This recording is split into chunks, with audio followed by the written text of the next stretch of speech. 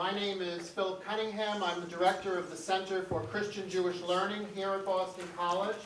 And we are one of the co-sponsoring institutions of the centenary event. I'd like to echo the thanks that we heard earlier this afternoon to our institutional partners, Hebrew College and Andover Newton Theological School and the Boston Theological Institute for collaborating together on this important occasion. I'm happy this evening to introduce a panel that will feature Professors Cornel West, Sean Copeland, and Orr Rose. And I will shortly introduce each of them in turn, and we will hear their remarks on the topic of Heschel and Martin Luther King Jr., religious activism and contemporary culture. I never had the experience personally, as we heard so movingly this afternoon from our speakers, the personal experience of learning from Abraham Joshua Heschel. Although perhaps it's appropriate that someone moderating a panel that we will hear this evening is sort of the generation after Abraham Joshua Heschel, because as others have testified, his influence has certainly transcended his own lifetime. His book on the prophets I have used myself and learned from as a student in graduate schools in 2 different cities, and is still widely used in seminary and Christian theological education throughout the United States.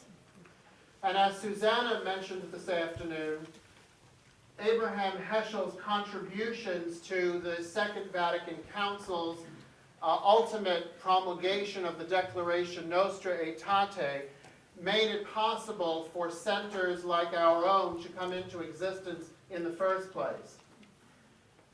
Nostra Aetate literally reversed something like 1,800 years of a certain set of Christian understandings about Judaism, negative understandings that have been rightly called the teaching of contempt.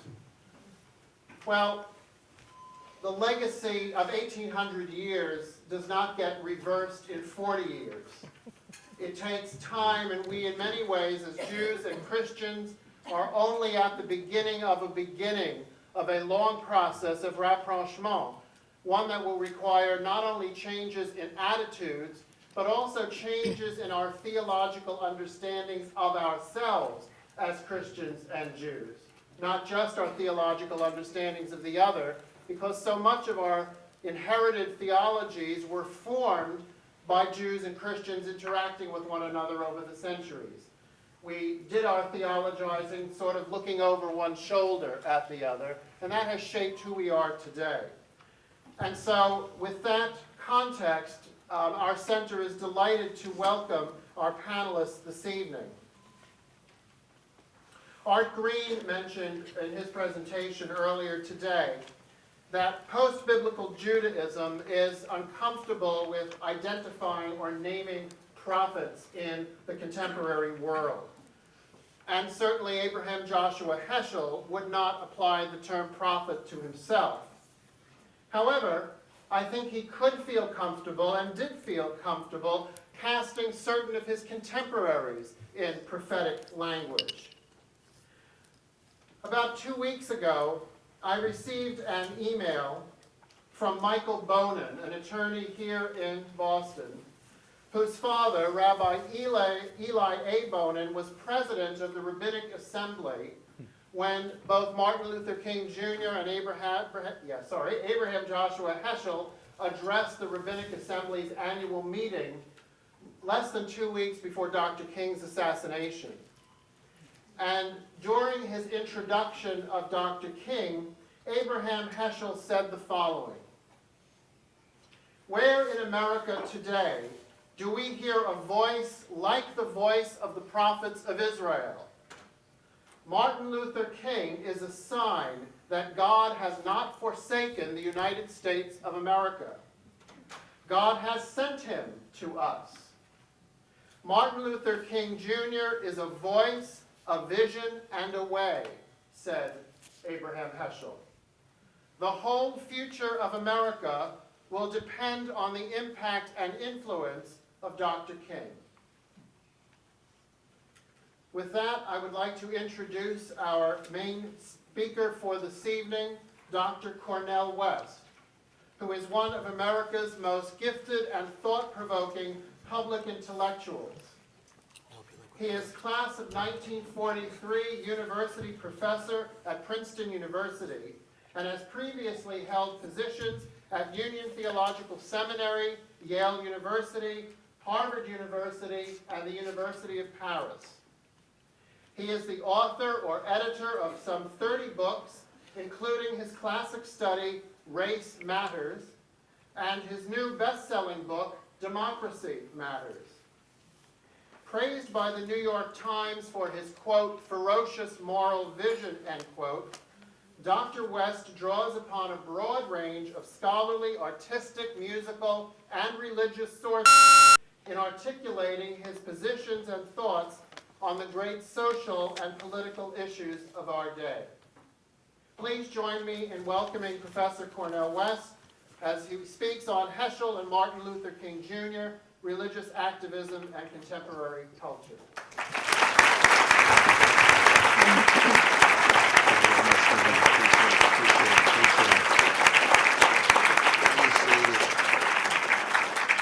First say it's indeed an honor and a privilege, a blessing to be here at Boston College Law School. We had such a wonderful time this afternoon. I wish all of you all could see the tape of the discussion of the rich legacy of Abraham Joshua Heschel.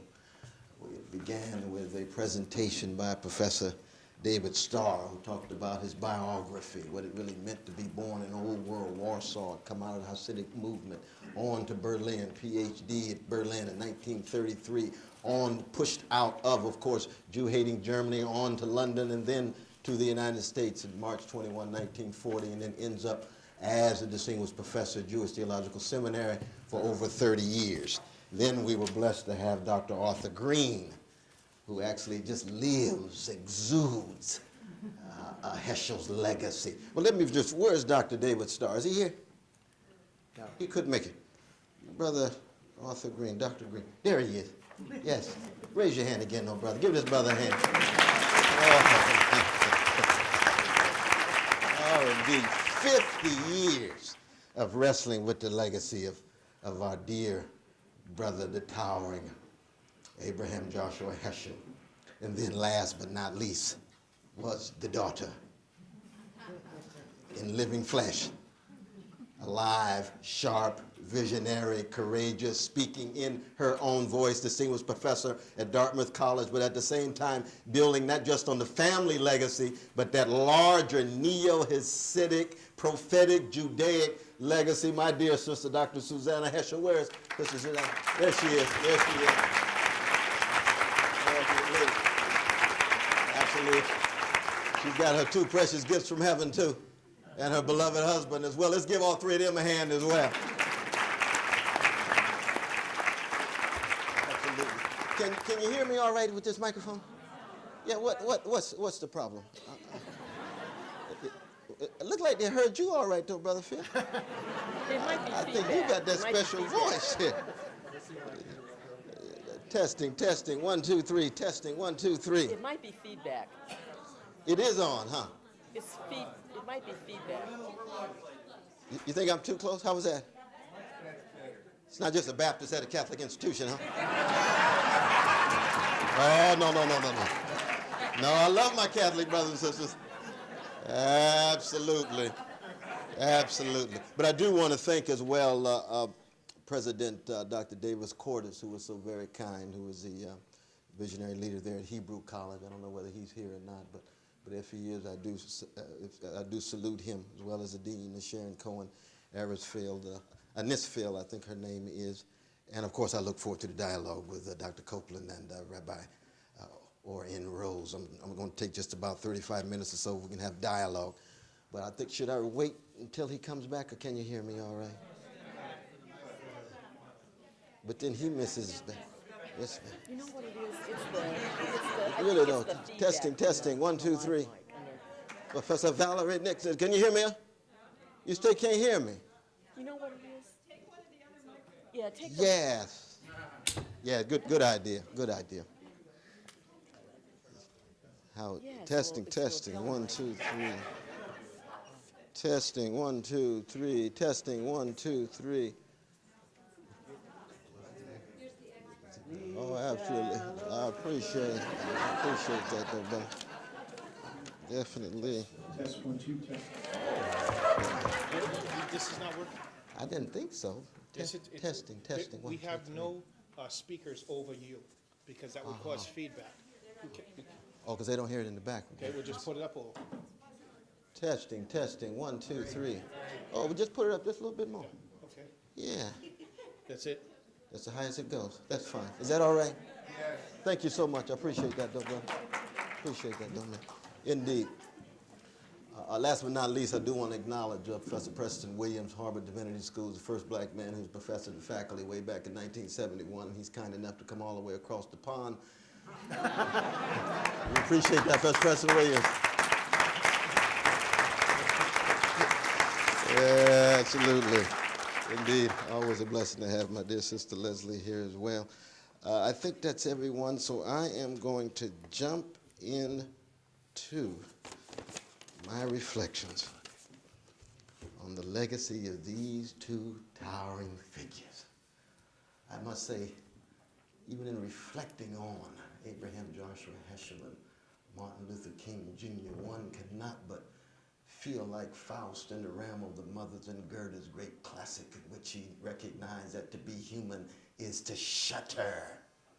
Because anytime we invoke the names of people like Abraham Joshua Heschel or Martin Luther King Jr. or Nelson Mandela, one could come up with Havel, those who exemplified such unbelievable levels of courage, willingness to sacrifice, to speak the truth even though it cut against the grain. It's no accident that when you actually look on the faces of our two figures today, I was just looking at the face of Abraham Joshua Heschel. All the pain and grief. He looks like a man of 80 or 85 years old, but he died at 65. You all know what the doctor said about Brother Martin when they examined the body. He said, this is the body of a man at least 65 or 70 years old, and he was only 39, the same age as Malcolm, George Gershwin, or Pascal, all of them dying at 39. My God. What does that mean? To pay that kind of cost, be willing to bear that kind of burden. I want to begin then by acknowledging the degree to which both figures were obsessed, not just preoccupied. This is what separates them. They're on a human continuum, but they were obsessed with the terrifying question of what does it mean to be human? It's the most frightening query we can ever raise. They were willing, in fact, to daily wrestle with what it meant to be a featherless, two-legged, linguistically conscious creature born between urine and feces whose body would soon be the culinary delight of terrestrial worms. That's not the kind of question most of us carry around with us. But they did. Meaning what?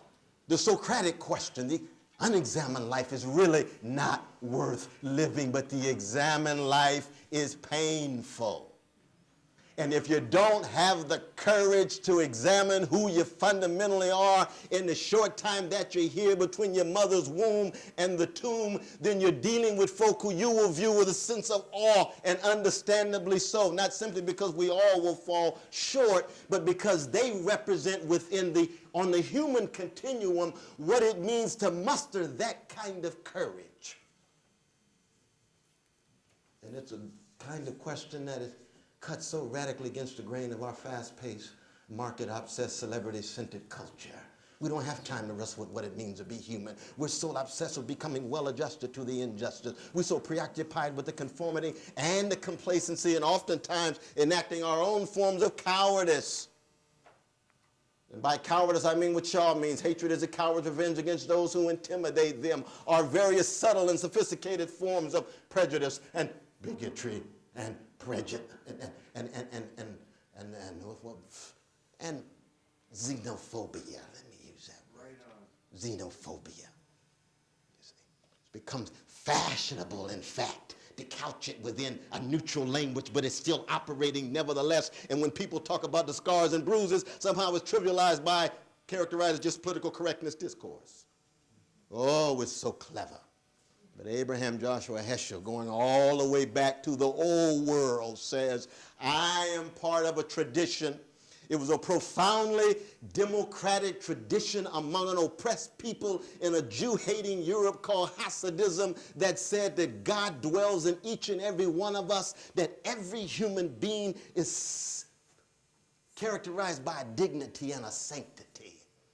And it shattered the hierarchy even within the Jewish world, and it overflowed within Europe itself, and he brought it with him. He didn't need to read Walt Whitman and Ralph Waldo Emerson or listen to jazz musicians to see the democratization of dignity and sanctity. He had already heard it in his own tradition, but he also knew, and this is what separates so much of Heschel and King from our present-day culture.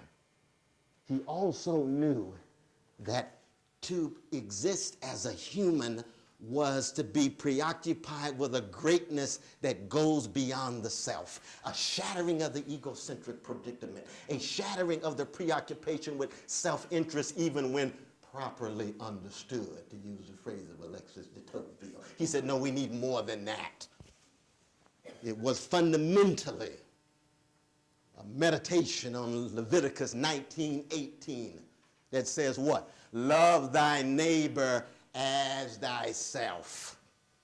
And my God, what a powerful formulation that a first century Palestinian Jew named Jesus put forward, but it would be a wonderful thing if some of our fundamentalist Christian brothers and sisters would be fundamentalists about that line.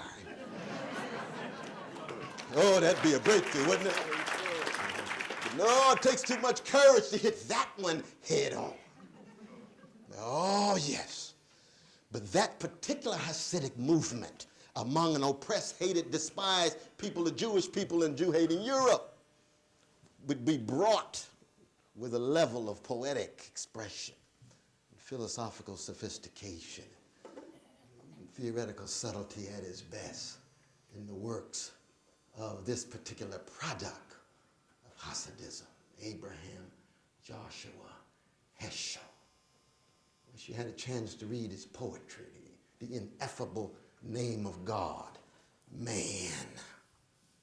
Meaning what? For him, to exist as a human is to assist the divine, he says in one of his. What does he mean by that? To exist as a human is to assist the divine. Because he knew, anytime you talk about humanity and human beings, you're talking about forms of death and trying to come up with forms of wrestling with those forms of death. We know the Latin word humando is a source of our English word human. That's where it comes from. And humando in Latin, of course, means burial, burying. Look at Vico's meditation on it in the 12th paragraph of his New Science. He starts there. He starts there. Abraham Joshua Heschel is a humanist, but he's a neo-Hasidic humanist. He's a prophetic Judaic humanist, as Professor Green does, which means what? He focuses on humanity because humanity for him is going to be the means through which a God connected to deep pathos for humanity, a God rooted in a profound love for each and every human life, no matter what color, no matter what creed, no matter what country, no matter what sexual orientation. And yet the only way in which we can become assistants in that connection between what it means to be human and this God who is connected, and he goes as far as to claim that God has a need for those human beings. We become, in Martin Luther King's language, co-companions. In his wonderful sermons, he would say over and over again, we must become co-companions with God. But we begin with forms of death. And this is always a sign have figures like Heschel and King and Dorothy Day and so many others, that they are figures who focus on the forms of death in the past and present and attempt to convince us to respond to those forms of death with a deep sense, critical reflection, but most importantly, compassion. Compassion. It reminds me actually of a saying of an old Catholic theologian, actually. He used to say that, so many times prophetic religion in all of its various forms is reduced to either acknowledging that if you don't love, you end up with a life characterized by the living dead, and if you do love, you end up crushed, murdered, crucified. What a choice. Martin fits that well. So does Heschel. Every day, wrestling with what it means to learn how to die in order to muster the courage to think critically about the forms of death in the past and present. There's a wonderful line, in fact, in Heschel's last book, text he wrote just before his death, called The Passion for Truth. It had to do with Baal Shem Tov, who was a great founder of Hasidism, firmer of life, preoccupied with joy and love, God found in each and every human being. And then Rebbe Mendel, of course, the Kotzker, the radical skeptic. He says, my soul oscillates between this pole. He says, my own life and my own thoughts can be characterized in part with my conscience, focused on mercy, but my eyes focused on Auschwitz. Forms of death. Another way of putting this is that I don't know of a towering figure of any tradition that tries to wed serious reflection with a life of love, justice, and willing to pay a price, who does not build on what Seneca said when he says, he or she who learns how to die unlearns slavery. Therefore, if you really want to become a free human being, and Abraham Joshua Heschel certainly was one of the freest of human beings that I know in the 20th century. Certainly one of the freest of Jewish brothers and sisters. Martin Luther King Jr. is one of the freest human beings in the 20th century, and certainly one of the freest of black brothers and sisters. I don't think he's as free as Richard Pryor, but that's another lecture.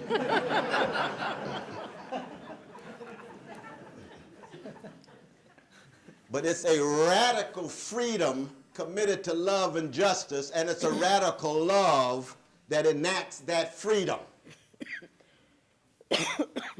And that has everything to do with what I'm calling Socratic courage, a willingness to raise questions so that you begin by shattering the conformity, the complacency, and the cowardice. Abraham Joshua Heschel used to talk about this in terms of the callousness toward catastrophe, the callousness toward unjustified evil, the callousness toward the unrelieved grief.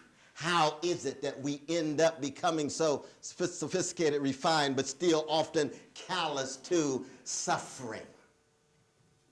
You say, well, we can only deal with so much. That's true. That's why these kind of prophetic-like figures don't live that long.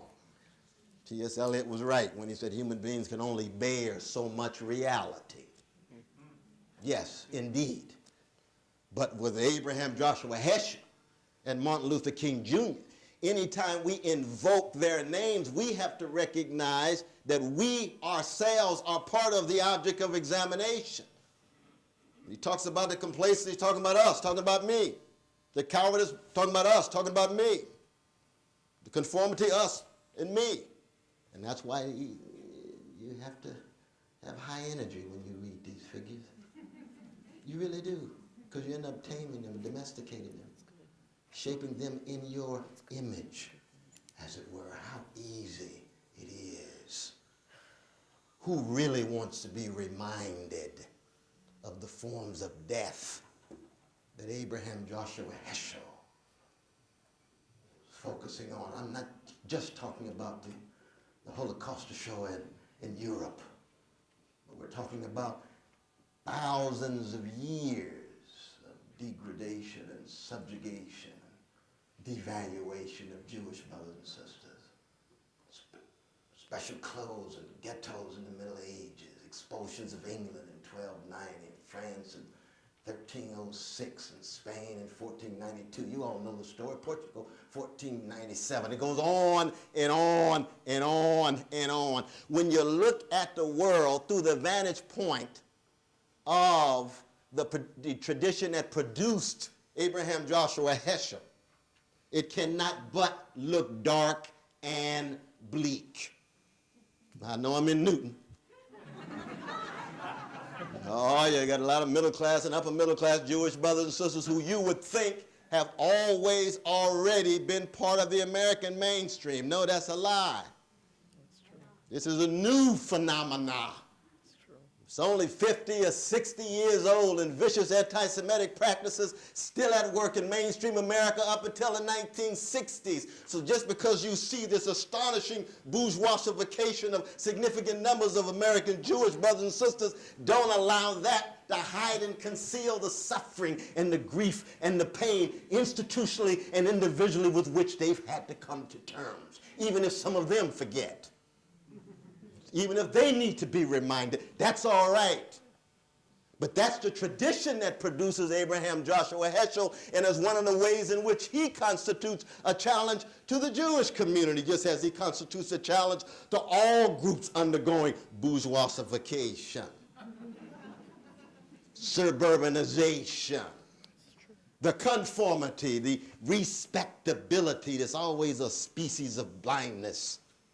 The attempts, again, as I said before, to become so well-adjusted to injustice that you lose a sense of what it really means to come to terms with two highly maladjusted brothers like Abraham Joshua Heschel and Martin Luther King Jr., cutting radically against the grain.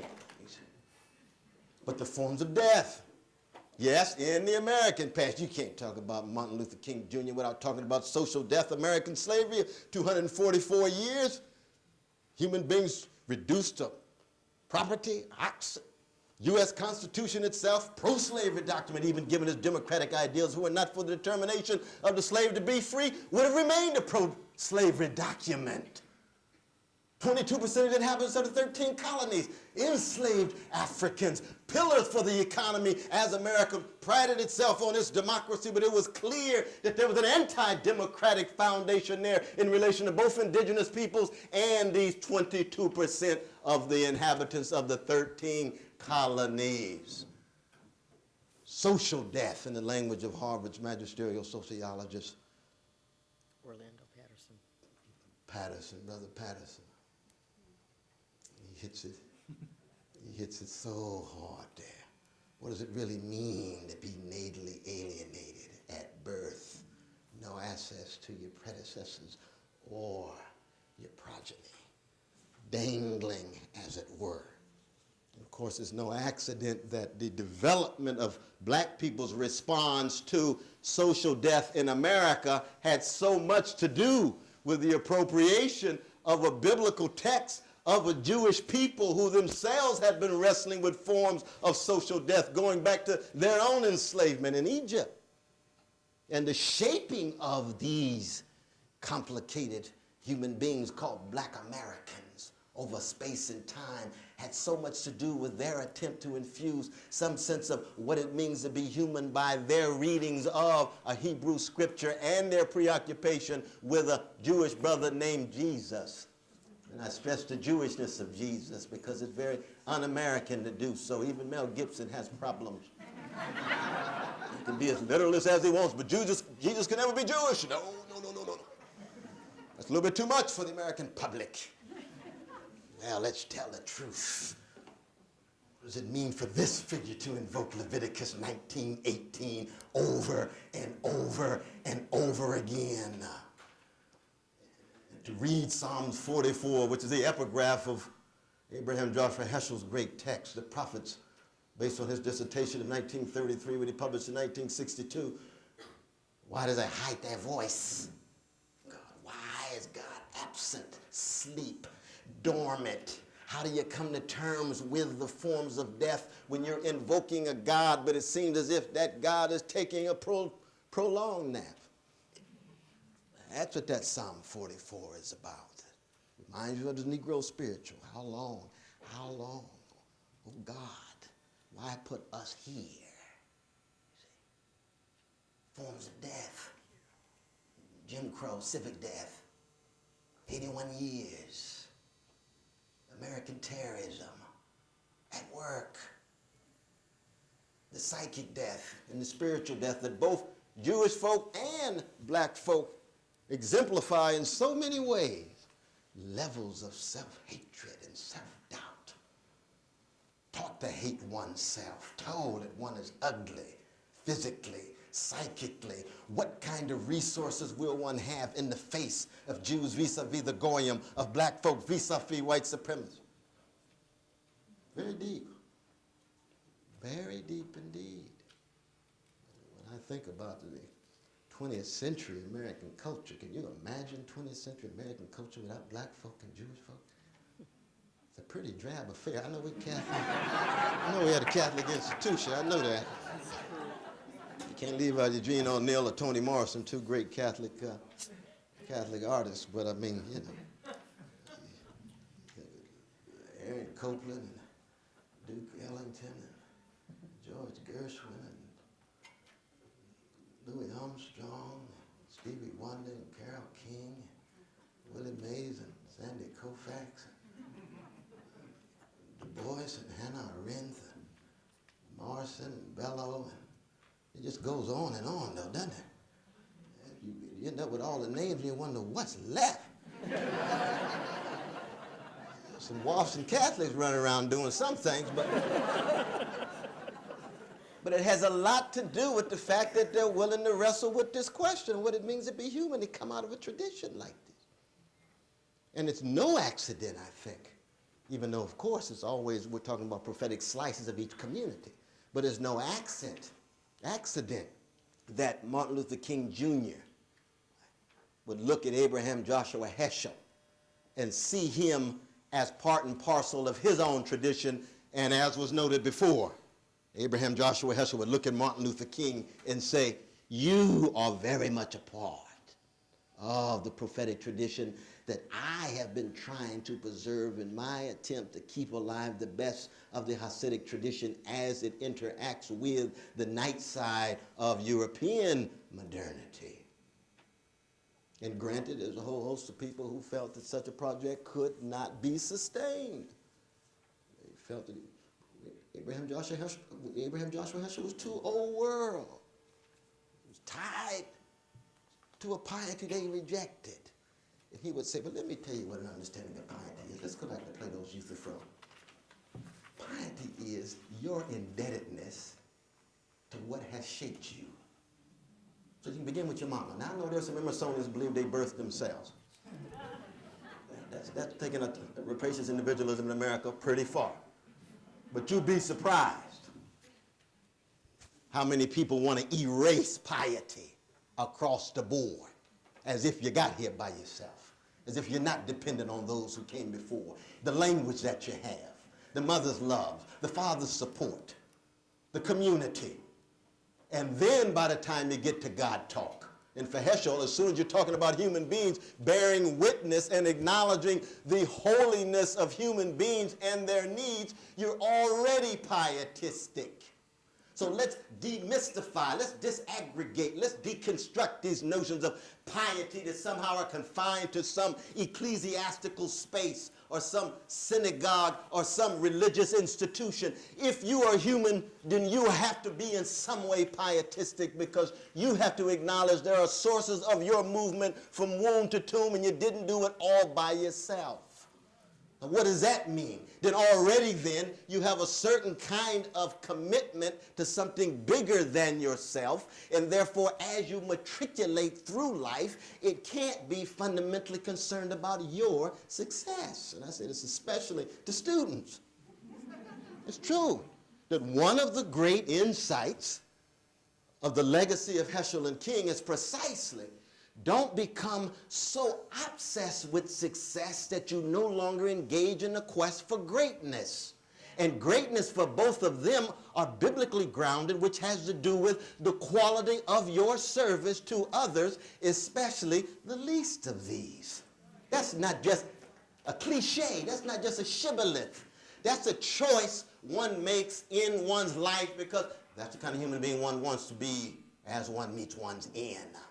That's the kind of human being one wants to be in connection to those who came before. That's the kind of human being one chooses to be in light of what has shaped one, given whatever one's paideia is, P-A-I-D-E-I-A, paideia, that deep sense of cultivation, education, maturation. What does it really mean to engage in that formation of attention that goes beyond your own self-interest and actually cuts much deeper and connects you to a story bigger than you and a narrative grander than you?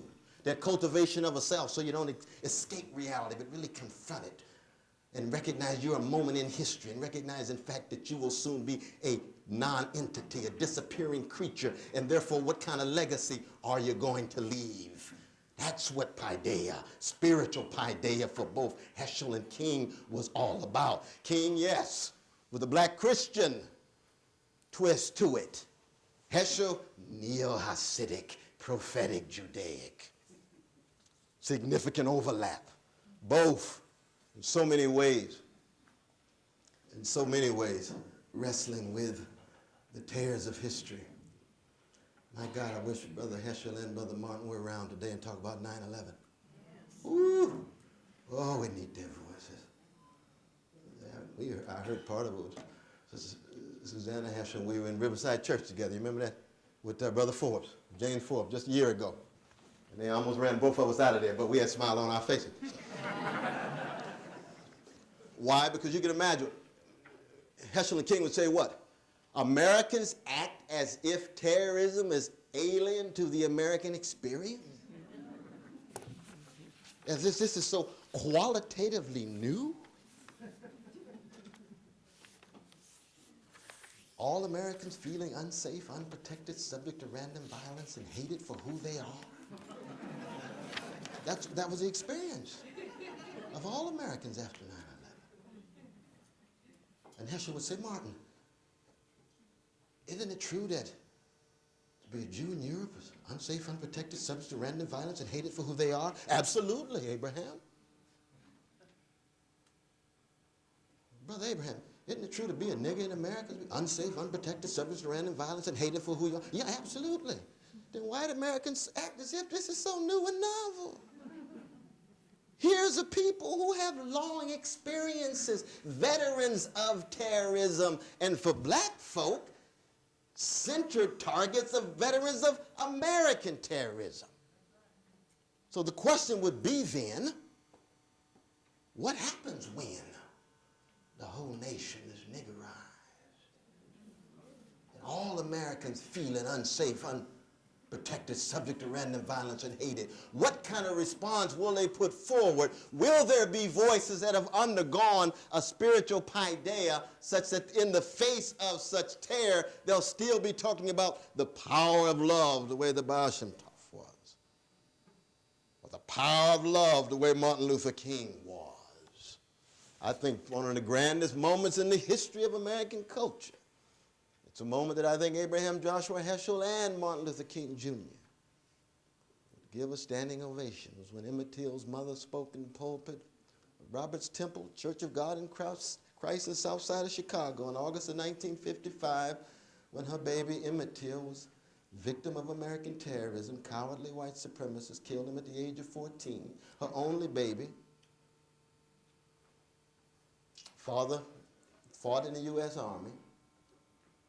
The first massive civil rights demonstration took place that week. 50,000 fellow citizens marched through that church Why? Because she decided to keep the casket open. She said, well, let's show the underside of American democracy. This is a civic death that black folk must live.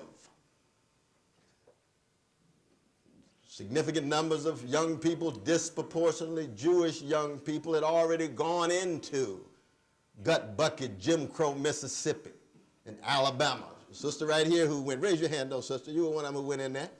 She can describe it for you. The underside of American life. What was it like to go from Westchester to Delta? Turn your world upside down. Still America, both of them was American as apple pie. Well, that's precisely where Emmett Till was murdered. Brought his body back to Chicago. All the authorities, federal and state and local, said, keep the casket closed. She said, no, I want the world to see. Jet Magazine took a picture. John Johnson, the late great John Johnson, took a picture, put it all around the world, mediated through black barbershops and beauty salons, black homes. What did she say when she stepped to the lectern? Of course, I would like to think in my own imaginary discourse that she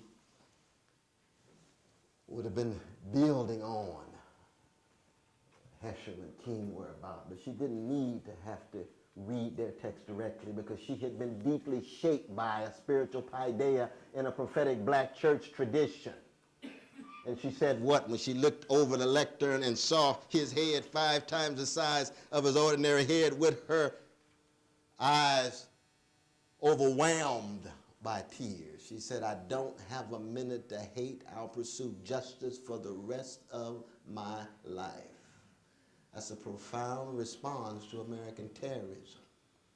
Heschel would be proud. King would say a similar thing when he had to speak in the face of American terrorism in September of 1963 with the 4 young girls in Birmingham, Alabama. What did he say? First time he cried in public. Somehow in the face of this terror, we've got to muster the strength to forge weapons of love and justice. Heschel gives him a standing ovation. You understand what we're trying to do in Hasidic movement. We understand what you're trying to do in your own prophetic black Christian movement. You all give a different status to Jesus, but we're all willing to suffer in light of something bigger than us. And the challenge, and it's one of the sad things, it seems to me, even though I hope that we're experiencing a kind of melting of our ice age. An ice age is an age where it's fashionable to be indifferent to the suffering of the most vulnerable, the most vincible. And we've been in an ice age for about 40 years. So it's very fashionable to just act as if we don't have no deep connection, obligation, or commitment to them. And if we do have a commitment, it's just by means of charity. There's no serious talk about justice. So it's not fifth chapter of Amos, let justice roll down, let charity roll down. Okay, Mr. Gates, let charity roll down. Let those $1 billion roll. That's fine, but that's charity. That's not justice. That's philanthropy. That's not justice. Be true to the biblical text. Don't try to water it down for your own postmodern sensibilities when you're bouncing back and forth as if you don't, in the end, have any accountability to something grander than you. But when Emmett Till's mother, Mamie, said what she said, it was clear that here you had, in fact, an enactment of both a courage to think critically, because she's still critical of white supremacy and its various effects and consequences. And in her own life, she would go on to be critical of male supremacy. She'd be critical of imperial arrogance, especially the imperial arrogance of our day. She'd be critical of various forms of xenophobia. But she was still connecting it with the courage to empathize and to act on that empathy. And I tell you, it's like the conclusion of an Aristotelian practical syllogism. It's not a proposition, it's an action. And that action is part of a way of life. And this is part of the challenge, I think, of our present day. I do not believe it is possible to revitalize American democracy without the legacies of Heschel and King and Ella Baker and Dorothy Day and Daniel Berrigan and a host of others. Why? because in such a market-obsessed society where free market fundamentalism has become the dominant ideology of both parties, it is very difficult to get people to actually separate prosperity from magnanimity. The difference between success and greatness. The difference between a spiritual nobility that has to do with attempting to exemplify levels of excellence when it comes to moral, ethical, and spiritual commitment that has political consequences. These are being marginalized, laughed at, as if somehow democracy can survive based on market preoccupations and no serious interrogation of levels of inequality, education, healthcare. We won't even go into all the details. We can have debate about policy later. We're talking about vision at this point. These are two visionaries. And what happens to a younger generation where more and more becomes fashionable to trash those who talk seriously about corporate greed. 1% of the population owning 51% of the net wealth, and no serious discussion about wealth inequality, yet 21% of the children in the richest nation in the history of the world living in poverty. When's the last time we had a public conversation about that? And children are 100% of the future. 42% black, brown poor. 50% red poor. No serious discussion about it at all. And one can go on and on and on. How does one attempt to keep alive the raw stuff that would allow us to have the courage to wrestle with these kinds of issues? That's what the legacy of Heschel and King are, for me, all about. And that's why in the end, and I want to end this, began on a Socratic note, and I want to end on a blue note. Because I think in a deep way, both Heschel and Martin King were blues folk. See, the blues puts a premium on dissonance. You know, Duke Ellington says that the blues folk make dissonance a way of life. See, Abraham Joshua Heschel made dissonance a way of life. He was dissonant within the Jewish community. He was dissonant in America.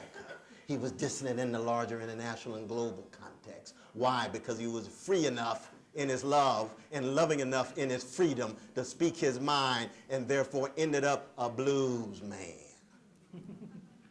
That's what a blues man does. It's like line 38A of Plato's Apology.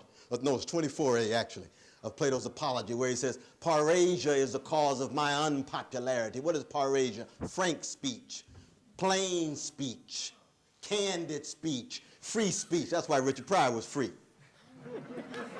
That Negro spoke his mind. He was free enough to be plain and candid. Martin was too. Malcolm was too. Abraham was too.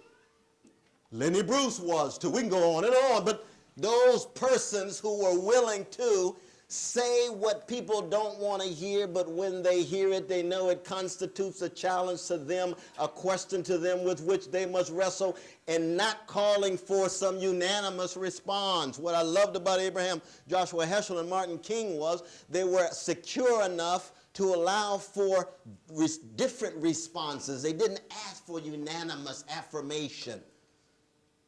Heschel could be comfortable with Christians, comfortable with different kinds of Jews, comfortable with Buddhists and Hindus and so forth. He was so secure in his own tradition that he could embrace them even given their distinctiveness, because he had his own integrity and he knew they were wrestling with theirs.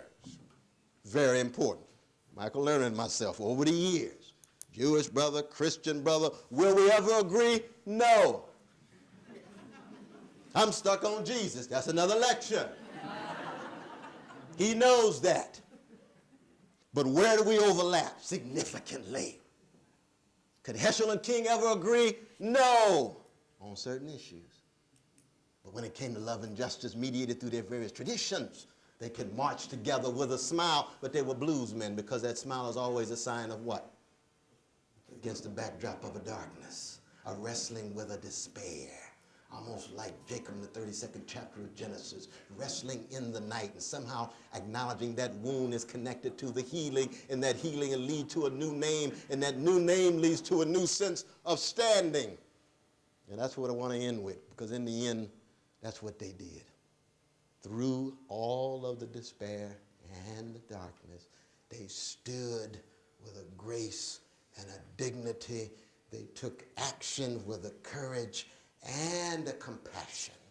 They had a righteous indignation, and that's not the same thing as hatred. It's not the same thing as trashing others. A righteous indignation, like Amos and like Jesus in the temple in Jerusalem.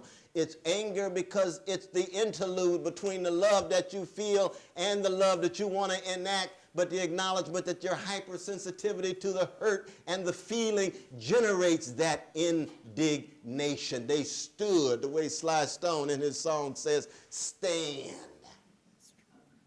And what a standing it was, with malice toward none. They didn't need Abe Lincoln for that line.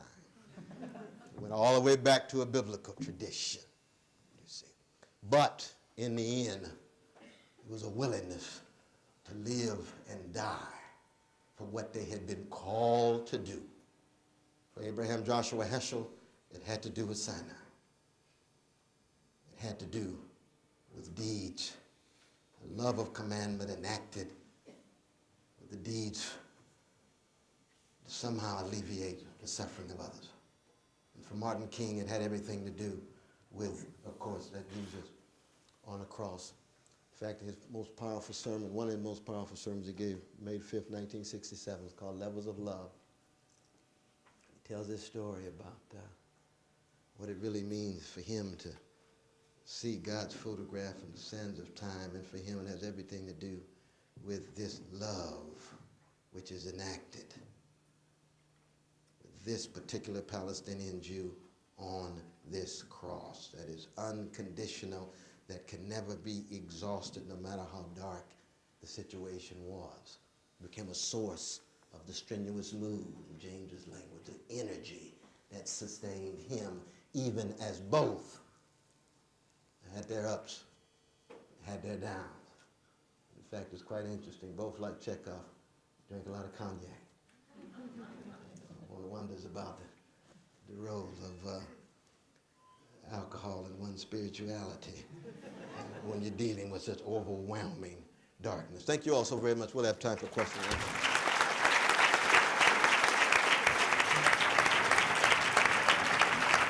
No, thank you very much. Thank you. Thank you very much. Hope it didn't go on too long. Oh, appreciate that. Appreciate it. Yeah, I do.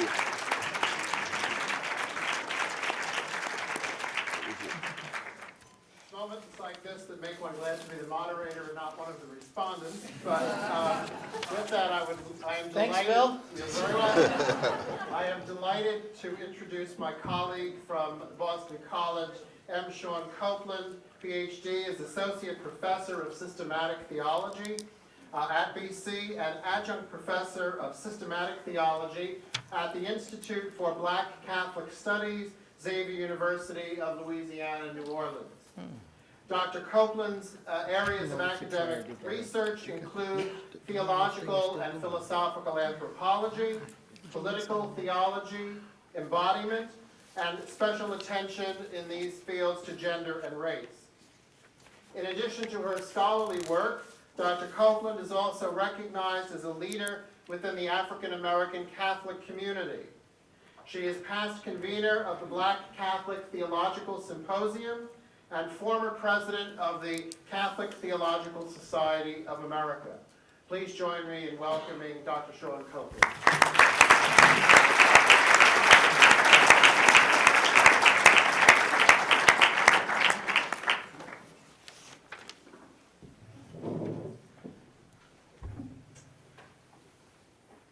Professor West ended on a blues note. I'm going to just try a small jazz riff on the blues note. John Coltrane and A Love Supreme. Oh, yeah. Oh, yeah. Because that's really what I think Professor West is trying to communicate to us.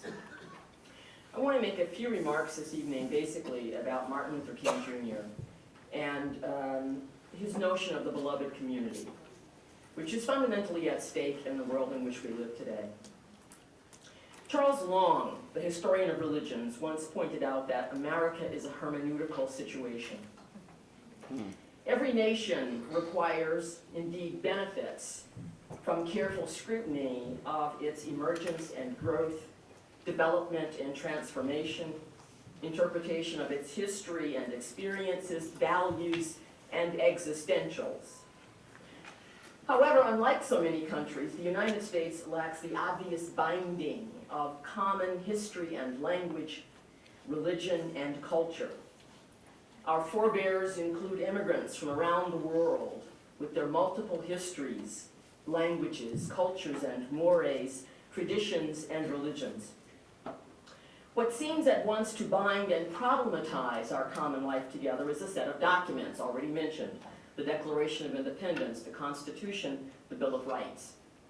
Yet these documents, these words, binding, powerful, perhaps even sacred, did not prevent our forebears from exploitation and marginalization of the native peoples, nor from buying and selling human beings as chattel. The violations of those ideals and commitments which those documents project linger painfully in the anxiety, fear, brokenness, and violence which so characterize our struggle for a common life together today. America is a hermeneutical situation, and we've had one very, I think, profound treatment of that situation this evening. America is a hermeneutical situation. The intellectual and moral effort to understand our past and future, ourselves as a country, to interpret ourselves to ourselves, to achieve our highest declared ideals in this still new century, calls us, in the words of Rabbi Abraham Joshua Heschel, to, quote, higher moral grandeur and spiritual audacity. The lives of Heschel and Martin Luther King Jr. incarnate that grandeur and audacity in their efforts to concretely realize the human nobility and spiritual dignity of which we, God's human creatures, are so capable. King died by an assassin's bullet at the age of 39. Passionate, prayerful, paradoxical, King devoted the last third of his life, from about 1954 through 1968, to prophetic witness through nonviolent social action and protest. His ability to articulate and demonstrate a philosophy of action stirred our collective moral conscience and gave courage to thousands of disenfranchised peoples around the world. As an ordained Baptist minister and a systematic theologian, in fact, probably our first political theologian, King believed that if the Christian church was to be faithful to the prophetic preaching of Jesus of Nazareth, then living out a social gospel was, quote, the only true witness of Christian life in a segregated country. Repeatedly, he emphasized the religious motivation of such protest. He wrote, in all our doings, in all our deliberations, whatever we do, we must keep God in the forefront. It is not enough for us to talk about love. Love is one of the pivotal points of the Christian faith. There is another side called justice. And justice is really love in calculation. Justice is love correcting that which revolts against love. Standing beside love is always justice, and we are only using the tools of justice. King was moved by the double contradiction of segregation. Not only did it contravene democratic principles, but it also repudiated the teaching of the Hebrew and Christian scriptures about the dignity and worth of persons. For him, though, the religious contradiction was the worst. The condemnation of segregation and workforce elimination was, he considered, a moral obligation for religion. He condemned as, quote, do-nothing religion, end of quote, Any religion that professed concern for the souls of the human beings and failed, he continued, to be concerned about social conditions that corrupt and economic conditions that cripple the soul, end of quote. Such a religion, he said, is a spiritually moribund religion, only waiting for the day to be buried. Only the realization of the beloved community could resurrect such religion. I just want to point out just a few aspects of this, but I want to focus on agape very briefly. In 1958, King wrote an essay, wrote in an essay, quote, "The end of nonviolent resistance is redemption and reconciliation. The aftermath of nonviolence is the creation of the beloved community, while the aftermath of violence is tragic bitterness." The notion of the beloved community then forms the core of King's incipient political theology. There are three things that generate this human approximation of the beloved community, or that work to help us generate it. The meaning of the human person as invested with the supreme dignity, the supreme dignity given by God, the person made in the image and likeness of God. Secondly, the prophetic role of religion in society. And third, the notion of agape. So in light of our time and our desire for a discussion, let me just say something about agape. King considered agape, or neighbor love, to be redeeming goodwill for all, an overflowing love, which is purely spontaneous, unmotivated, groundless, and creative. Agape is not set in motion by any quality or function of the object. It is the love of God operating in the human heart. Agape called for the full and complete transformation of the whole of one's living and feeling, thoughts and words, deeds and actions. It called for radical conversion of life. Again, both King and Heschel are supreme examples, really, of what it means to live a radical conversion of life in the social order through religious motivation. Agape, King maintains, seeks the good of the other, of the neighbor. And the neighbor is found in each and every person whom one meets. Agape loves the other for his or her own sake.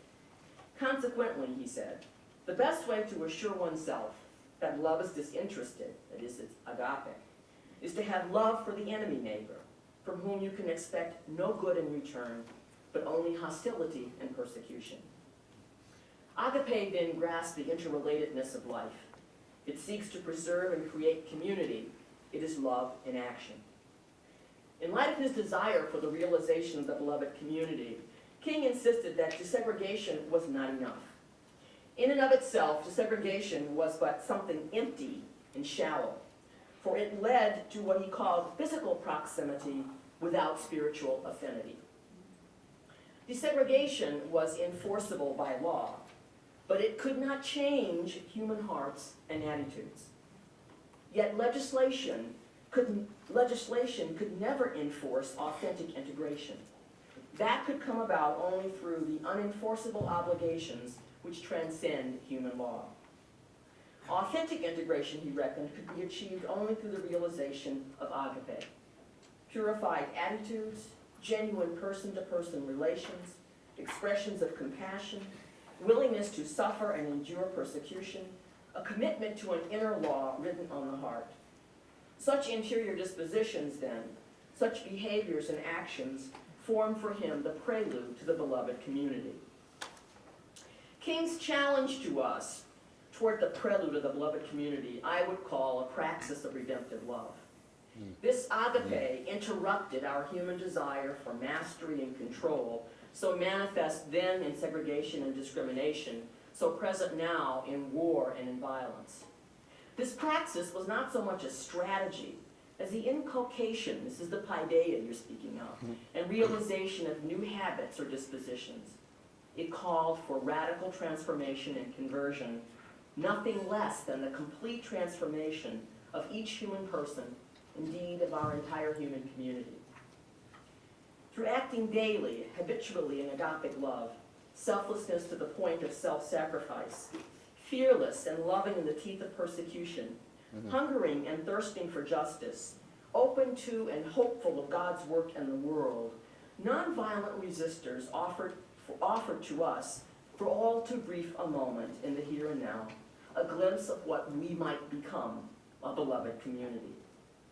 Nearly 40 years after his death, King's profound challenge to us, his authentic dream of social transformation, has been truncated, trivialized, and repackaged and marketed back to us as simple economic inclusion, which clearly overlooks the sorely needed and thoroughgoing change of the status quo. Authentic integration today is mocked. Segregation, now economic, spatial, political, and sadly racial, has become the tenor of our time. How we need the words and examples of Rabbi Abraham Joshua Heschel and the Reverend Dr. Martin Luther King Jr., for our time too calls us to high moral grandeur and spiritual audacity.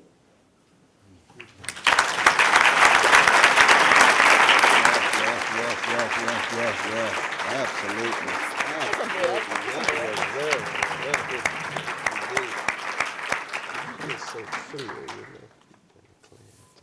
I'd now like to introduce Rabbi Or N. Rose, who is Associate Dean, Director of Informal Education at the Rabbinical School at Hebrew College. He is the author of 2 books, God in All Moments, The Spiritual Practices of the Hasidic Masters, and Abraham Joshua Heschel, Man of Spirit, Man of Action, which is a biography of Heschel for children. Rabbi Rose is currently co-editing Righteous Indignation, a Jewish call for justice, which is due in September of 2007 from Jewish Lights publication. He's currently completing at Brandeis University a doctorate on the Hasidic sage, Rabbi Levi Isaac of Bertichev, who is one of the ancestors of Abraham Joshua Heschel, appropriately enough. Please join me in welcoming Rabbi Or Rose.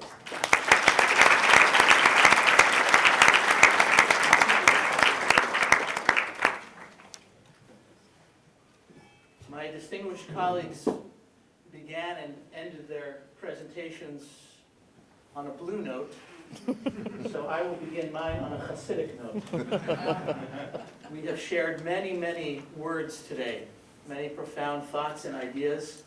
I want to ask you to indulge me in a nigun, which is a wordless melody, which Dr. Heschel understood very well from his own experiences in Warsaw, is one of the key modalities to entering into the sacred.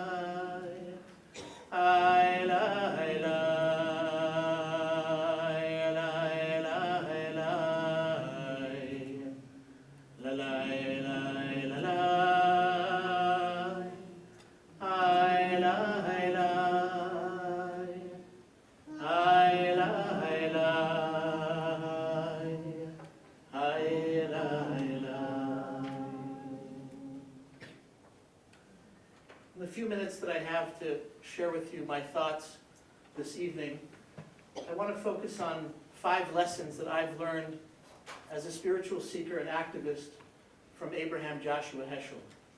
Some of these ideas were conveyed beautifully by my teachers earlier in the day, but here is my riff on those thoughts. The first is Heschel's personal integrity. As we heard from David Starr earlier in the day, Heschel by age 5 or 6 was groomed to be the next great Hasidic master in his family. He was identified as an Ilui, as a child prodigy, and by age 16 was ordained as a rabbi. We are told, according to stories and legends, that like other Hasidic masters, as a teen, Heschel was already given kvittelach, little notes with people's prayers on them, which they gave to him believing that he was a special soul and could serve as an intercessor in heaven. Heschel, out of the depths of his own search for emes, for truth, walked out of the narrow cobblestone streets of his Hasidic neighborhood to discover the riches of cosmopolitan Warsaw. Interestingly, a part of that exploration was done guided by other Hasidic intellectuals who had themselves made their way into the cosmopolitan intellectual worlds of Warsaw, but took with them many of the essential insights of Hasidism. Hillel Zeitlin, who was mentioned earlier this afternoon, comes to mind immediately. That great mystical voice who carried with him to his death in the Holocaust a copy of the medieval mystical text, the Zohar. Throughout Heschel's life, he continued a path of personal integrity. Never at home in any one institution in which he found himself employed. Despite the disrespectful treatment of Heschel at JTS, one wonders if he would have ever felt totally at home, because he was a person that was trying to weave together the complex strands of his inner life, what David called very felicitously earlier in the day, a pluralistic human being.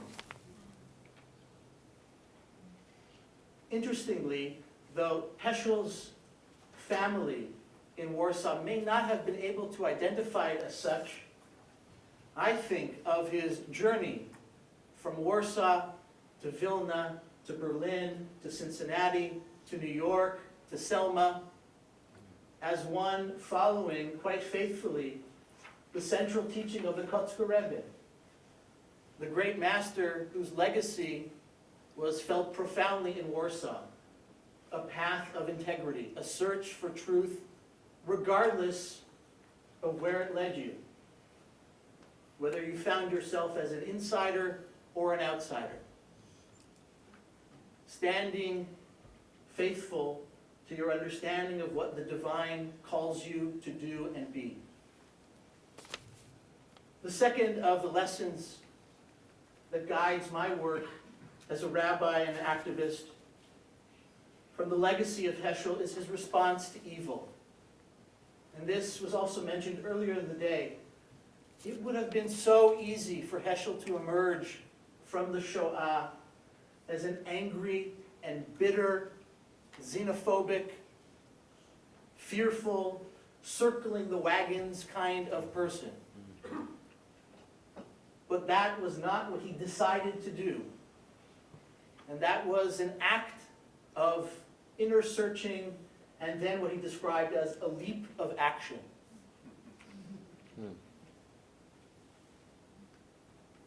Heschel remained throughout his life an observant Jew, a person absolutely dedicated to Torah and Halakha in ways that I myself cannot do. And yet, despite his appreciation for and his dedication to a rich particularism, he emerged as one of the great universal seekers and actors for justice in this country.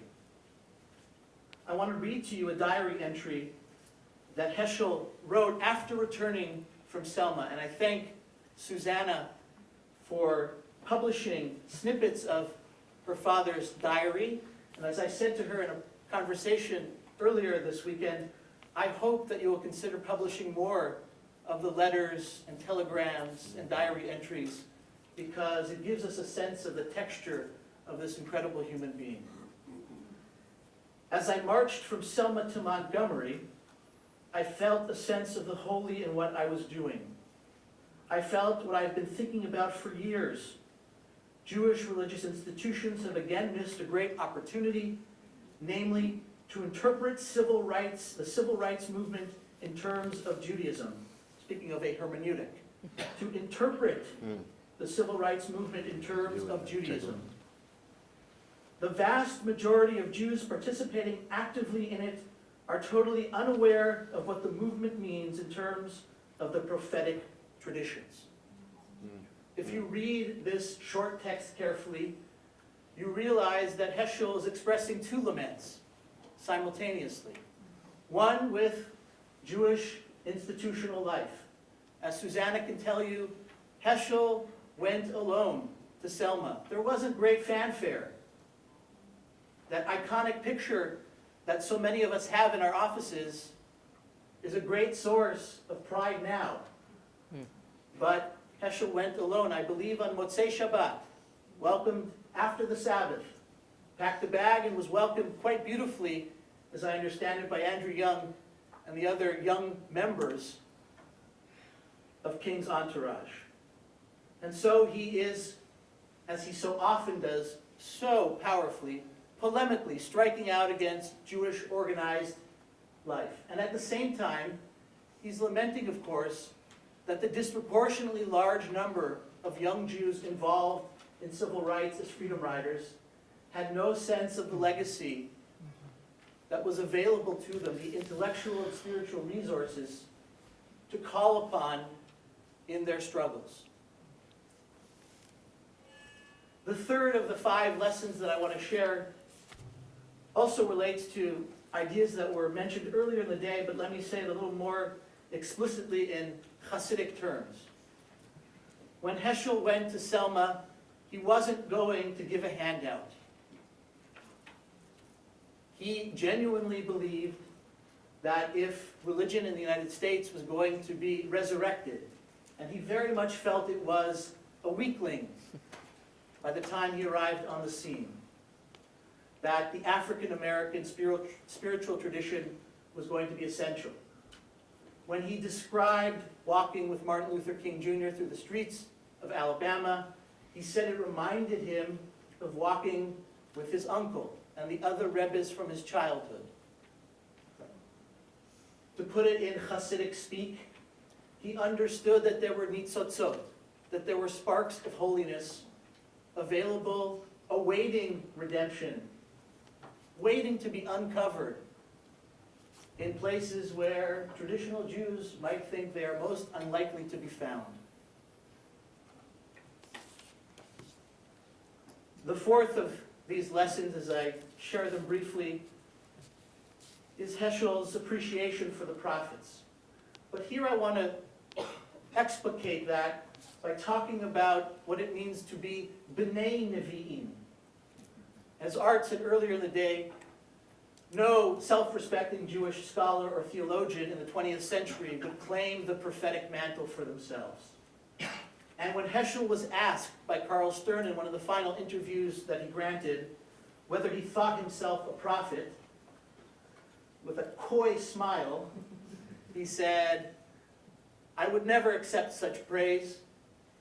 I am, however, honored to be one of the descendants of the prophets, B'nai Nevi'im." And while he was audacious enough to call King a prophet, and King audacious enough to call Heschel a prophet, he didn't accept that for himself. And I would say that in that expression of being a descendant of the prophet as opposed to being a prophet, there's an important lesson for us today. The line between spiritual search and audacious, religiously motivated activism can too easily slide into self-righteousness in a sense that God is on my side. And so, just take a step back and to say, it would be praise enough to call myself among the descendants of the prophets is an important hermeneutic in this discourse. We must also remember, though I don't know if Heschel said this expressly, that we have a long tradition of false prophets. And in the work of social justice, I think it's important to remember that each of us can be a false prophet. That with the best of intentions, we can wander off the path.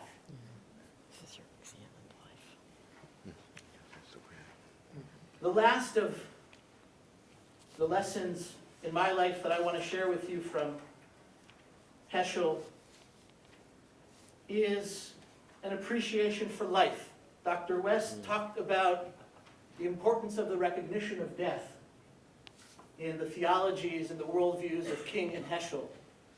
But for me, Heschel in some ways is the ultimate theologian of life. Love is as strong as death, I think he would agree with. When asked by Stern what about him remained Hasidic, he said, "What remains Hasidic about me is that I am perpetually excited and awed by life." And he said, "I think that might be a failing.